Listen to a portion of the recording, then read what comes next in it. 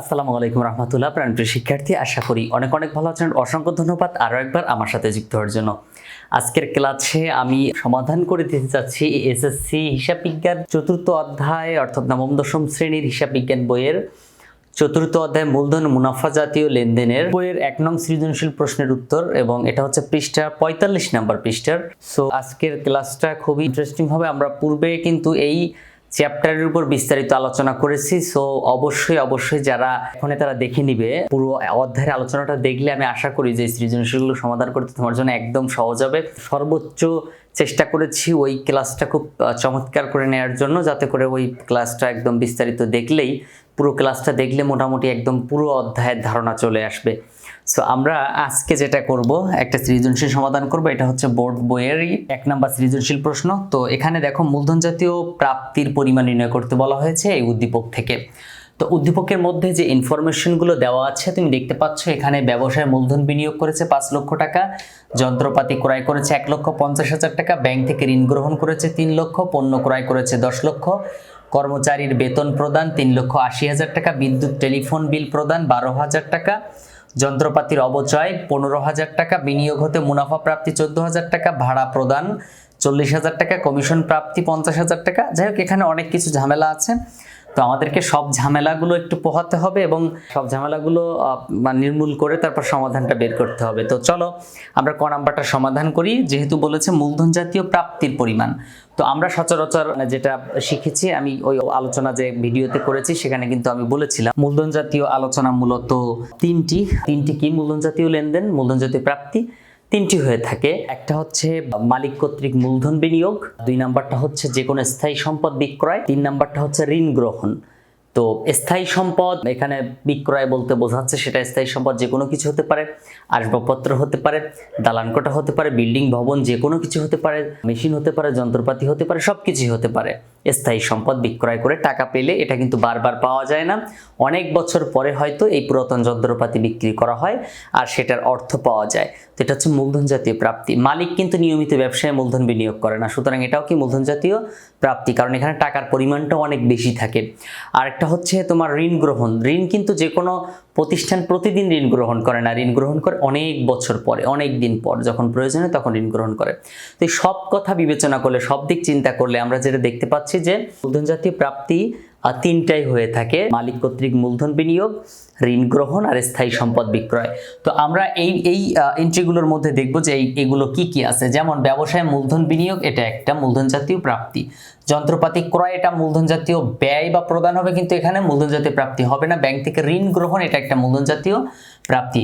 পণ্য ক্রয়, এগুলো আর বাকিগুলোর মধ্যে নাই একটাও। পণ্য ক্রয়, কর্মচারী বেতন, বিদ্যুৎ বিল, যন্ত্রপাতির অবচয়, বিনিয়োগ, ভাড়া, কমিশন, পণ্য বিক্রয়, মালিকের ব্যক্তিগত প্রয়োজন উত্তোলন, এগুলো একটাও কিন্তু মূলধন জাতীয় প্রাপ্তি না। সুতরাং আমরা এখানে শিরোনাম লিখতে পারি মূলধন জাতীয় প্রাপ্তি। মূলধন জাতীয় প্রাপ্তি। তো মূলধন জাতীয় প্রাপ্তি তাহলে কি? ব্যবসায়ে মূলধন বিনিয়োগ। তো আমরা এখানে লিখব কি? ব্যবসায়ে মূলধন বিনিয়োগ। ব্যবসায়ে মূলধন বিনিয়োগ কত টাকা? 5 লক্ষ টাকা। এখানে আমরা লিখব 5 লক্ষ টাকা। তারপর আছে ব্যাংক থেকে ঋণ গ্রহণ। ব্যাংক থেকে ঋণ গ্রহণ। ব্যাংক থেকে ঋণ গ্রহণ 3 লক্ষ টাকা। তাহলে হবে মোট 8 লক্ষ টাকা। ওকে, ব্যাংক থেকে মূলধন জাতীয় প্রাপ্তি, ব্যবসায় মূলধন বিনিয়োগ, ব্যাংক থেকে ঋণ গ্রহণ, দুটো একসাথে যোগ করলে 8 লক্ষ টাকা। এটা হচ্ছে ক নং প্রশ্নের উত্তর। সো এখন তুমি যেটা একটু সুন্দর করে সাজিয়ে লিখবে, প্রথমে ক নাম্বার দিবে ক, তারপর নিচে লিখবে মূলধন জাতীয় প্রাপ্তির পরিমাণ নির্ণয় করা হলো, দেন শিরোনাম দিয়ে মূলধন জাতীয় প্রাপ্তি, দেন ব্যবসায় মূলধন বিনিয়োগ, ব্যাংক থেকে ঋণ গ্রহণ, দুটো কথা লিখলেই মোটামুটি হয়ে যায়। ওকে, এবার আমরা এটা মুছে দিচ্ছি, দিয়ে আমরা খ নাম্বার সমাধান করব। খ নাম্বার কিন্তু অনেক বড় একটা প্রশ্ন। দেখো এখানে অনেক কিছু বের করতে বলছে। এই যে সাদা রঙ যেগুলো, মুনাফা জাতীয় আয় ব্যয় এবং মুনাফা জাতীয় প্রাপ্তি প্রদান। মুনাফা জাতীয় আয় ব্যয়টা আগে নির্ণয় করি। কি বলো? মুনাফা জাতীয়, কি বলছে? মুনাফা জাতীয় আয়। তাহলে আমি এখানে লিখব মুনাফা জাতীয় আয়। মুনাফা জাতীয় আয়, যে ঘটনাগুলো নিয়মিত ঘটে এবং প্রতিষ্ঠানে আয় হয়। কি বলেছি? যে ঘটনাগুলো নিয়মিত ঘটে। তাহলে কোন এমন ঘটনা যেগুলো নিয়মিত ঘটে, এটা আমাদেরকে মাথায় রাখতে হবে। তো তো দেখো যে দুটো দিয়েছি এ দুটো তো আর আসবে না, এটা মূলধন জাতীয়, যেহেতু মূলধন জাতীয়ই, সো এ দুটোর কাছে আমার যেতে হবে না। যন্ত্রপাতি ক্রয়, এটা কিন্তু আয় না, মুনাফা জাতীয় আয় না, এটা আয় না, ক্রয় করলে আয় হয় না। পণ্য ক্রয়, এটাও আয় না, এটা একটা ব্যয়। কর্মচারী বেতন প্রদান, এটাও একটা ব্যয়। বিদ্যুৎ ও টেলিফোন বিল প্রদান, এটাও একটা ব্যয়। যন্ত্রপাতির অবচয়, এটাও একটা ব্যয়। তাহলে বিদ্যুৎ, টেলিফোন বিল প্রদান, এগুলো সব এক একটা ব্যয়। বিনিয়োগ হতে মুনাফা প্রাপ্তি, দেখো বিনিয়োগ থেকে যে মুনাফাটা পাবো সেটা কিন্তু কি হবে, মুনাফা জাতীয় আয়। তুমি বিনিয়োগ করেছো হয়তো অনেক জীবন পরে একবার, 5 বছর 7 বছর পর একবার বিনিয়োগ করতে পারো 5-10 লাখ টাকা। তো এই বিনিয়োগটা হচ্ছে মূলধন জাতীয়, মানে প্রদান হতে পারে, টাকা চলে যায়, কিন্তু এই তার যে সুদটা সেটা কিন্তু প্রতি মাসে পাওয়া যায়, প্রতি মাসে কিংবা প্রতি বছরে সেই টাকাটা পাওয়া যায়। সুতরাং সেটাকে আমরা বলতে পারি কি, মুনাফা জাতীয় আয়ের মধ্যে। সেটাকে আমরা কিভাবে দিতে পারি, মুনাফা জাতীয় আয়ের মধ্যে দিতে পারি। তাহলে লিখবো কি, বিনিয়োগ হতে মুনাফা প্রাপ্তি। সেখানে লিখবো কি, মুনাফা প্রাপ্তি লিখবো, মুনাফা প্রাপ্তি। তুমি একটু আরো বড় করে লিখে দিও, বিনিয়োগ হতে মুনাফা প্রাপ্তি। আমার জায়গা নেই, ধরতেছে না, এজন্য দিলাম না। 14,000 টাকা, 14,000 টাকা। তারপর বলছে কি, ভাড়া প্রদান, এটা একটা ব্যয়। কমিশন প্রাপ্তি 4,000 টাকা 2016 সালের। এখানে একটু কাহিনী আছে পুরোটা, সো আমি একটু কমিশন প্রাপ্তিটা লিখে নেই। কমিশন তো নিয়মিত পাবো আমি, এটা আমার ব্যবসায়ের আয় এভাবে করতে হয়, তো না? তো আয় কি 4-5 বছর পর পর হয় বলো? আয় তো প্রতিনিয়ত হওয়ার কথা। সো কমিশন প্রাপ্তি, কমিশন প্রাপ্তি 50,000 টাকা। এই যে 50,000 টাকা দেখো এখানে। এখন এই 50,000 টাকা আমি ইনার কলমে লিখতেছি কেন, দেখো 50,000 টাকা মানে আমার আয়, যতক্ষণ আমি কাজ করব ততক্ষণে সেটা আমার আয় হবে, তাই না? যতক্ষণ আমি মানে কাজ করে যেটা পাবো সেটাই তো আমার আয়। এখন কাজ না করে যদি পাই তাহলে সেটা আয় বলবো না, সেটাকে দায় বলবো। কাজ না করে যদি আমরা পাই সেটাকে আমরা কি বলবো, দায় বলবো। তো এখানে বলতেছে যে 4,000 টাকা 2016 সালের জন্য। আমরা অঙ্ক করতেছি 17 সালের, আমরা অঙ্ক করতেছি 17 সালের। তাহলে 16 সালেরটা সেটা আমরা এই বছরের মধ্যে আনতে পারবো না। সেটা ছিল একটা সম্পদ। কি ছিল সেটা? সম্পদ। আমি কাজ করেছিলাম কিন্তু টাকা পাইনি। তো এই বিগত বছরের যেটা ছিল কিংবা অগ্রিম যদি থাকে তাহলে সেটা আমরা বাদ দিব। গত বছর কিংবা অগ্রিম, আমরা শুধুমাত্র চলতি বছরেরটাকে আয় বলবো। এখানে আয় 50,000 পুরোটা আয় না, এখানে শুধুমাত্র আয় হচ্ছে 46,000। এই 50,000 থেকে 4,000 বাদ দিতে হবে। তাহলে এটাকে বলবো কি আমরা, গত বছরের বাদ, গত বছরের কত টাকা, 4,000 টাকা, 46,000 টাকা। তারপর পণ্য বিক্রয় 20 লক্ষ টাকা। পণ্য কিন্তু ডেলি বিক্রয় হবে একটা প্রতিষ্ঠানে, এগুলো মানে 4-5 বছর পর পর হয় না। টাকার পরিমাণ অনেক বেশি হতে পারে, কিন্তু এটাই তো প্রতিষ্ঠানের মানে প্রতিদিনের কাজ, পণ্য বিক্রি করা। সো এখানে হবে পণ্য বিক্রয় 20 লক্ষ টাকা। এখন সবগুলো আমরা কি করব, যোগ করব। ঠিক আছে, সবগুলো একসাথে যোগ করে দিব। তো আমি এখানে একটু ক্যালকুলেটরের হেল্প নিয়ে তারপরে যোগ করে ফেলি। 14,000 টাকা যোগ হচ্ছে 46,000 টাকা, তারপরে যোগ 20 লক্ষ টাকা, তাহলে 20,60,000 টাকা, 20,60,000 টাকা। এটা হচ্ছে মুনাফা জাতীয় আয়। কি এটা বলো, মুনাফা জাতীয় আয়। হ্যাঁ, আমার সাথে একটু বলো, মুনাফা জাতীয় আয়। কি কি পেলাম? মুনাফা প্রাপ্তি নিয়মিত ঘটে, প্রতি মাসে পাওয়া যায়। তারপর কমিশন প্রাপ্তি, আমরা কমিশন প্রাপ্তি 50,000 টাকা পেয়েছিলাম, কিন্তু এখানে গত বছরের ছিল 4,000 টাকা, তো ওটা আমরা বাদ দিয়ে দিয়েছি। যদি এখানে বলতো যে আগামী বছরের জন্য 5,000 টাকা, তাহলে সেটাও বাদ দিয়ে দিতাম। এভাবে শুধুমাত্র চলতি বছরেরটাই আমরা আয় কিংবা ব্যয়ে দিয়ে থাকি। মুনাফা জাতীয় আয় কিংবা ব্যয়ে, মুনাফা জাতীয় আয়ে অথবা ব্যয়ে আমরা শুধুমাত্র চলতি বছরের হিসাব করি। অগ্রিম কিংবা বকেয়া যেটাই থাক সেটা বাদ দিয়ে দিই। পণ্য বিক্রয় 20 লক্ষ টাকা, পণ্য বিক্রয়ও লিখলাম। এখন আমরা যেটা করব সেটা হচ্ছে আরেকটা কি নির্ণয় করতে বলছিল যেন, মুনাফা জাতীয় আয় ও মুনাফা জাতীয় ব্যয় বলছিল। মুনাফা জাতীয় কি বলছিল? ব্যয়। তাহলে আমরা এখানে আরেকটা শিরোনাম দেই, মুনাফা জাতীয় ব্যয়। মুনাফা জাতীয় ব্যয়, মুনাফা জাতীয় ব্যয়। দেখো মুনাফা জাতীয় ব্যয় কি কি আছে একটু দেখো, খেয়াল করো। এখানে মুনাফা জাতীয় ব্যয়ের মধ্যে বলছে প্রথমে যে ব্যবসায় মূলধন বিনিয়োগ, এটা না। যন্ত্রপাতি ক্রয়, যন্ত্রপাতি ক্রয় কিন্তু মানে বারবার হয় না। মুনাফা জাতীয় মানে কি? প্রতিনিয়ত হবে, নিয়মিত ঘটবে। আচ্ছা, যে ব্যয়গুলো নিয়মিত ঘটবে, যন্ত্রপাতি ক্রয় এটাও না, এটা স্থায়ী সম্পদ ক্রয় করছে, এটা মূলধন জাতীয় ব্যয়। পণ্য ক্রয়, প্রতিষ্ঠানে ডেলি পণ্য ক্রয় করা লাগতে পারে, সো এখানে লিখবো কি পণ্য ক্রয়। পণ্য ক্রয় কত টাকা ছিল? পণ্য ক্রয় 10 লক্ষ টাকা। তারপর বলছে কি কর্মচারীর বেতন প্রদান 3,80,000 টাকা, তাহলে কি লিখবো? বেতন প্রদান। বেতন প্রদান, কর্মচারী বেতন প্রদান 3,80,000 টাকা, 3,80,000 টাকা। বিদ্যুৎ ও টেলিফোন বিল প্রদান 12,000 টাকা। বিদ্যুৎ ও টেলিফোন বিল প্রদান, বিদ্যুৎ ও টেলিফোন বিল 12,000 টাকা, এখানে লিখবো 12,000 টাকা। আশা করি দেখতে পাচ্ছ। যদি কোনো কিছু বুঝতে অসুবিধা হয় কিংবা কোনো প্রবলেম হয় অবশ্যই কমেন্টে লিখবে। এছাড়াও কিন্তু আমাকে তুমি হোয়াটসঅ্যাপে যোগাযোগ করতে পারো, তুমি তোমার প্রশ্নগুলো পাঠাতে পারো, যে কোনো প্রশ্ন পাঠিয়ে দিতে পারো। তো এই হচ্ছে আমাদের বিদ্যুৎ ও টেলিফোন বিল প্রদান। তুমি একটা ছোট্ট কাজ করো প্লিজ, এর ফাঁকে চ্যানেলটা একটু কষ্ট করে সাবস্ক্রাইব করে ফেলো এবং এই ভিডিওতে একটা লাইক দিয়ে দাও। চ্যানেলটা সাবস্ক্রাইব করলে যত সাবস্ক্রাইবারের সংখ্যা বাড়বে আমার ভিডিও কিন্তু তত ঘন আপলোড দিব। মানে যদি বলো যে প্রতিদিন যদি 100 সাবস্ক্রাইবার বাড়ে, তাহলে যদি একটা ভিডিও দেয় তাহলে প্রতিদিন 200 সাবস্ক্রাইবার বাড়লে আমি 2টো ভিডিও দেবো একদিনে। সো তোমার বই কিভাবে কমপ্লিট করতে হয় সেটা দায়িত্বটা আমার উপরে থাকবে। পুরো বই কমপ্লিট করাবো ইনশাল্লাহ, মানে প্রাইভেটটা আর পড়তে হবে না ইনশাল্লাহ, আশা রাখি এতটুকু। ফিনান্সের ভিডিও খুব শীঘ্রই আপলোড হবে, ফিনান্সের ম্যাথ চ্যাপ্টারগুলো এবং ব্যাংকিং অংশগুলো ইনশাল্লাহ আপলোড করব, যাতে তোমার জন্য সুবিধা হয় এবং সৃজনশীল ব্যাখ্যা সহকারে বোঝাবো যে সৃজনশীল কীভাবে সলভ করতে হয়। ঠিক আছে, ওকে। তাহলে বিদ্যুৎ ও টেলিফোন বিল প্রদান নিয়মিত হয়। যন্ত্রপাতির অবচয়টাও কিন্তু নিয়মিত হয়, এটা মুনাফা জাতীয় ব্যয়। সো এই অবচয়টা কি? প্রতিদিন একটা যন্ত্রপাতি প্রতিদিনই অবচয় হয়, প্রতিদিন তার ব্যবহার করা হয়, ব্যবহার করলেই অবচয় হবে। সো অবচয় তো একটা মুনাফা জাতীয় খরচ, তাই না? সেখানে লিখবো কি অবচয়। অবচয় হচ্ছে কত টাকা? 15,000 টাকা। তারপর অবচয় দিলাম, পণ্য বিক্রয় দিলাম, বিদ্যুৎ টেলিফোন বিল প্রদান দিলাম, অবচয় দিলাম। এখন দেখো ভাড়া প্রদান কত টাকা? 3,000 টাকা। খেয়াল করো, ভাড়া প্রদান করছে 40,000 টাকা। 3,000 টাকা 2018 সালের জন্য, তো আমি অগ্রিম ভাড়া প্রদান করছি, এটা তো আমার এখনো ব্যয় হয় নাই। যখন ওই বছর পার হয়ে যাবে তখন সেটা ব্যয় হবে। সুতরাং আমি বলবো যে এই 3,000 টাকাকে আমরা কি হিসেবে দেখাতে পারবো না? ব্যয় হিসেবে দেখাতে পারবো না। 40,000 টাকা আমরা পুরোটাকে দেখাতে পারছি না, কেন? কারণ এর মধ্যে 3,000 টাকা অগ্রিম আমি প্রদান করছি। সো অগ্রিমটা একটা সম্পদ, সম্পদটাকে কেন আমরা ব্যয় হিসেবে দেখাবো? এই জন্য আমরা লিখবো কি ভাড়া প্রদান। ভাড়া প্রদান কত টাকা? 40,000। এখানে লিখবো 40,000, বাদ দিব কত টাকা? বাদ হচ্ছে অগ্রিম। কি লিখবো? অগ্রিম 3,000 টাকা বাদ দিব।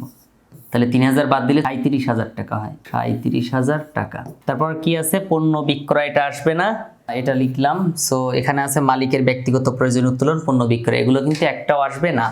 তাহলে এটা হচ্ছে মুনাফা জাতীয় ব্যয়ের পরিমাণ। এখানে আমরা এখানে নির্ণয় করতে হবে, সবগুলো যোগ করে তারপর নির্ণয় করতে হবে। তো আমরা চলো যোগ করে ফেলি।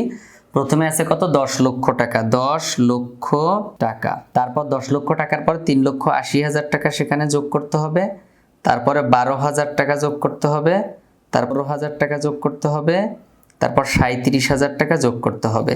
এই যে 10 লক্ষ, তারপর হচ্ছে তোমার 3,80,000, তারপর 12,000, তারপর 15,000, তারপর হচ্ছে 37,000, তাহলে হবে কত? 14,44,000 টাকা। 14,44,000 টাকা। অনেক সময় হিসাব নিকাশে ভুল হয়, এর আগের একটা ভিডিওতে মেবি ভুল হয়েছে, একজন কমেন্ট করলে, আমি শিওর দেখি নাই, দেখে হয়তো জানিয়ে দেবো। তো হিসাবটা একটু খেয়াল করে তুমি ক্যালকুলেটারে করে ফেলো, প্রয়োজন হলে একবার। 10 লক্ষ, 3,80,000, 13,80,000, তারপর 12,000, 13 লক্ষ তাহলে 92,000, তারপরে 15,000, তাহলে 14 লক্ষ হচ্ছে তোমার 7,000, তারপর হচ্ছে 37,000, 14,44,000 টাকা। সো এভাবে হিসাব করে বসাই দিতে হবে। এখন আমাদেরকে দেখো বলছে কি মুনাফা জাতীয় প্রাপ্তির পরিমাণ। এখানে তো আমরা আয় লিখেছিলাম, এখন হচ্ছে প্রাপ্তির পরিমাণ লিখবো। দেখো সেম জিনিসটা, জাস্ট সেম জিনিসটা, মানে মুনাফা জাতীয় প্রাপ্তি আর আয় একই জিনিস। মুনাফা জাতীয় প্রাপ্তি আয় একই জিনিস, শুধু সামান্য একটা পার্থক্য।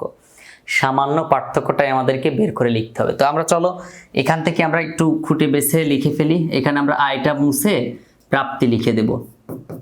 প্রাপ্তি তুমি নিচে অবশ্যই লিখবা, এটা এই ছকের মধ্যেই নিচে আরো ছক বাড়াই দিবা, দিয়ে লিখবা মুনাফা জাতীয় প্রাপ্তি, এরকম শিরোনাম দিয়া হুবহু এটা লিখবা, তারপর এটা নিচে লিখবা, এভাবে পার্ট বাই পার্ট লিখে ফেলবা। তো মুনাফা জাতীয় প্রাপ্তি যেমন মুনাফা প্রাপ্তি এটা প্রতি মাসে ঘটে, সো এটা আমার টাকা আসতেছে, প্রতিষ্ঠানের টাকা আসতেছে, তাই না? আচ্ছা, তারপর কমিশন প্রাপ্তি দেখো, এখানে গত বছরের যেটা বাদ দিছিলাম এটা বাদ দেওয়া যাবে না, পুরো টাকাটাই আমি পাইছি, মানে কত টাকা প্রতিষ্ঠানে আইছে ওইটাই হচ্ছে প্রাপ্তি। এখানে আয়, আমার আয় হলো না ব্যয় হলো এটা আমার দেখার বিষয় না, টাকা প্রতিষ্ঠানে আসলো কি না। তো টাকা যেমন মুনাফা প্রাপ্তি টাকা আইছে 14,000 টাকা, কমিশন প্রাপ্তি 4,000 টাকা গত বছরের, সো এটা তো আসে নাই, এজন্য এটাকে আমরা কি করব এখন বাদ দিয়ে দেব, এটাকে আমরা কি করব বাদ দিয়ে দিব, দিয়ে এই 50,000 টাকা আমরা এখানে লিখে দেব, 50,000 টাকা। তারপর পণ্য বিক্রয়, এটাও তো টাকা আইছে, পণ্য বিক্রয় করার কারণে টাকা আসছে, সো এটাও এখানে যোগ করে দিতে হবে। তাহলে কি হবে বলো, সরি কমিশন প্রাপ্তি আর হচ্ছে এখানে হলো 40, কমিশন প্রাপ্তি হচ্ছে 50,000 টাকা, কমিশন প্রাপ্তি 50,000 টাকা, কমিশন প্রাপ্তি, মুনাফা প্রাপ্তি হচ্ছে 14,000, কমিশন প্রাপ্তি 50,000 আর পণ্য বিক্রয় 20 লক্ষ টাকা, সবগুলো একসাথে যোগ করে দিতে হবে। তাহলে 20 লক্ষ 50 আর 14 64,000, সো 20 লক্ষ 64,000 কত হবে, 20 লক্ষ 64,000, 4,000 জাস্ট অতিরিক্ত হবে। হ্যাঁ, 4,000 যেটা আমরা বাদ দিছিলাম ওটা আমরা বাদ দিব না। কমিশন প্রাপ্তি, আমরা তো টাকাটা পাইছি, তাই না? আমরা এখন হিসাব করব শুধু টাকা পাইছি কিনা, আরেকটা হিসাব করব টাকা গেছে কিনা। দেখো এখন এই যে মুনাফা জাতীয় ব্যয়ের ক্ষেত্রে দেখো, ব্যয় না লিখে এখন আমরা এখানে কি লিখবো বলো তো, প্রদান লিখবো। কি লিখবো, প্রদান। আর প্রদান মানে কি, প্রতিষ্ঠান থেকে টাকা চলে গেছে কিনা, কি কারণে গেছে, কখন গেছে, কিভাবে গেছে, এত কিছু আমরা দেখবো না, টাকা গেছে কিনা, মানে যে টাকাটা নিয়মিত প্রতিষ্ঠান থেকে যাচ্ছে। তো যেমন পণ্য ক্রয় এটা নিয়মিত যাবে, বেতন প্রদান নিয়মিত যাবে, বিদ্যুৎ টেলিফোন বিল প্রদান এটা নিয়মিত যাবে। অবচয়টা কিন্তু টাকা, নগদ টাকা চলে যাচ্ছে না, অবচয়ের কারণে কিন্তু টাকা পরিশোধ করতে হচ্ছে না, অবচয়ের কারণে টাকা পরিশোধ করতে হচ্ছে না, সো এটাকে আমরা এখানে দিব না। অবচয় কত টাকা ছিল, যন্ত্রপাতির অবচয় 15,000 টাকায়, 15,000 টাকা আমরা এখান থেকে মুছে ফেলবো। ওকে, তারপর দেখো এই যে ভাড়া প্রদান ছিল না, এটাই মুছে ফেলবা। ভাড়া প্রদান ছিল কত টাকা, 40,000 টাকা, এখানে লিখবো ভাড়া প্রদান। এখন খেয়াল করো, ভাড়া প্রদানটা কি আমি কত টাকা দিয়েছিলাম, 40,000 টাকা, ভাড়া প্রদান করেছিলাম কত, 40,000 টাকা। তাহলে এখন এই 40,000 টাকা আগে আমরা কি করছিলাম, গত আগামী বছর যেটা অগ্রিম যেটা প্রদান করছিলাম 3,000, সেটা বাদ দিছিলাম, এখন আমরা বাদ দিতে পারবো না। এখন কি করব, ওই 50,000ই তো দিছি, কোন বছরের জন্য দিছি এটা আমার দেখার বিষয় না, আমি টাকাটা দিচ্ছি কিনা, প্রদান করছি কিনা। সো ভাড়া প্রদান কত টাকা হবে, ভাড়া প্রদান 40,000 টাকা হবে। তো পুরোটাই আমরা এখানে ভাড়া প্রদান 40,000 টাকা লিখে দেবো। ওকে, 40,000 টাকা লিখে দেবো। দেওয়ার পরে দেখো তাহলে কি হলো, পণ্য ক্রয় 10 লক্ষ, বেতন প্রদান 3,80,000, বিদ্যুৎ টেলিফোন বিল 12,000 এবং ভাড়া প্রদান 40,000 টাকা। তারপর আমরা সবগুলো একসাথে আবার কি করব, যোগ করব। তো সবগুলো আবার একসাথে একটু যোগ করে দেখি কত টাকা হয়। প্রথমে আছে 10 লক্ষ টাকা, সো এখানে 10 লক্ষ টাকা, তারপরে যোগ হচ্ছে তোমার 3,80,000 টাকা, তারপর যোগ হচ্ছে 12,000 টাকা, তারপর যোগ 40,000 টাকা, সব মিলে হবে 14,32,000 টাকা, 14,32,000 টাকা। ওকে, 14 লক্ষ কত হবে, 32,000 টাকা হবে। সো এই হচ্ছে আমাদের কাজ। দেখো 10 লক্ষ, 3,80,000, তারপর হচ্ছে কত, 32,000, এভাবে আমাদেরকে কিন্তু উত্তরটা বের করতে হবে। তো এখানে আবার একটা বিষয় খেয়াল রাখবে যে ডাবল দাগ দিয়ে এটা বন্ধ করে দিতে হবে, তাহলে হয়ে গেল। এটা মূলত এক পেজ হয়ে যায়, হ্যাঁ, অনেক বড় একটা ব্যাপার, 4টা জিনিস বের করতে হয় টোটাল। তারপর বলছে গ নাম্বারে, বছরান্তে বোরহান এন্টারপ্রাইজের মালিকানা সত্ত্বের পরিমাণ নির্ণয় করো। কি করতে বলছে, মালিকানা সত্ত্বের পরিমাণ নির্ণয় করতে বলছে। তো মালিকানা সত্ত্ব নির্ণয় করতে গেলে আমরা জানি মালিকানা সত্ত্বের সূত্র কি, প্রারম্ভিক মূলধন যোগ আয় বাদ ব্যয় বাদ উত্তোলন, প্রারম্ভিক মূলধন যোগ আয় যোগ ব্যয় বাদ কি, উত্তোলন। তো এখন আমাদেরকে যেটা করতে হবে এখানে বের করতে হবে। তো প্রথমে আমরা কি করব, প্রথমে আমরা লিখব হচ্ছে প্রারম্ভিক মূলধন। তো এখানে মূলধন কত টাকা আনছে দেখো, মূলধন কত টাকা আনছে, 5 লক্ষ টাকা আনছে, তাহলে এখানে লিখবো কত, 5 লক্ষ টাকা। তারপরে কি যোগ করব হলো মুনাফা জাতীয় আয়। কি যোগ করব, মুনাফা জাতীয় আয়। মুনাফা জাতীয় আয় যেটা আমরা কোথা থেকে পেয়েছিলাম, খ থেকে পেয়েছিলাম মুনাফা জাতীয় আয়। তো আমরা এই মুনাফা জাতীয় আয়ের পরিমাণটা একটু এখানে বসাবো, অর্থাৎ তোমার কাছে যে অঙ্কটা তুলেছো যেটা সেখান থেকে বসালেই হবে। তো মুনাফা জাতীয় আয়ের পরিমাণ কত টাকা একটু ওইখান থেকে বসাই দিলেই হবে। তো মুনাফা জাতীয় আয় আমরা এখানে যেটা বের করেছিলাম 20 লক্ষ কত টাকা, 60,000 টাকা। মুনাফা জাতীয় আয় কত ছিল 20,60,000 টাকা। তুমি একটু দেখো খেয়াল করে, আমি যে হিসাবটা তোমার মানে খ নাম্বারে যেটা করেছিলাম তুমি একটু দেখো খ নাম্বারটা, হ্যাঁ তোমার খাতায় অবশ্যই তুলেছো, খ নাম্বারটা দেখো, আমি এখানে তুলে রেখেছি। দেখো 20 লক্ষ কত টাকা, 60,000 টাকা। তো এটা আমরা এখন কি করব, মুনাফা জাতীয় আয়ের মধ্যে লিখে দেব 20,60,000 টাকা, 20,60,000 টাকা। ওকে, এটা হচ্ছে মুনাফা জাতীয় আয় যেটা আমরা খ থেকে পেয়েছিলাম। তারপর এবার আমরা বাদ দিব মুনাফা জাতীয় ব্যয়গুলো। আমরা ব্যয় বাদ দেই, আয় যোগ করি, মূলধনের সাথে আয় যোগ করি এবং ব্যয়গুলো কি করি, বাদ দেই। তাহলে এখন লিখব কি, মুনাফা জাতীয় ব্যয়, মুনাফা জাতীয় ব্যয়। তো মুনাফা জাতীয় ব্যয় কত টাকা বের নির্ণয় করেছিলাম একটু দেখো, মুনাফা জাতীয় ব্যয় ছিল মোট 14,44,000 টাকা, 14,44,000 টাকা। মানে আমরা কিন্তু এখানে আবার মুনাফা জাতীয় আয় ব্যয় অনেক কিছু নির্ণয় করা লাগতে পারে, মানে অনেক কিছু নির্ণয় করে হিসাব করতে হবে। তো কি দরকার, আমার তো মুনাফা জাতীয় আয় ব্যয় আছেই, তাই না? তো আমি ওটা দেখে বসাই দেব। তারপরে কি ছিল, বাদ উত্তোলন করব, বাদ উত্তোলন। উত্তোলন নিয়ে ঝামেলা নেই, কারণ উত্তোলন একটাই আছে এখানে, যে মালিক ব্যক্তিগত প্রয়োজন উত্তোলন করে 5,000 টাকা। তো এই 5,000 টাকা আমরা কি করব, এখানে বিয়োগ চিহ্ন দিয়ে বসাবো।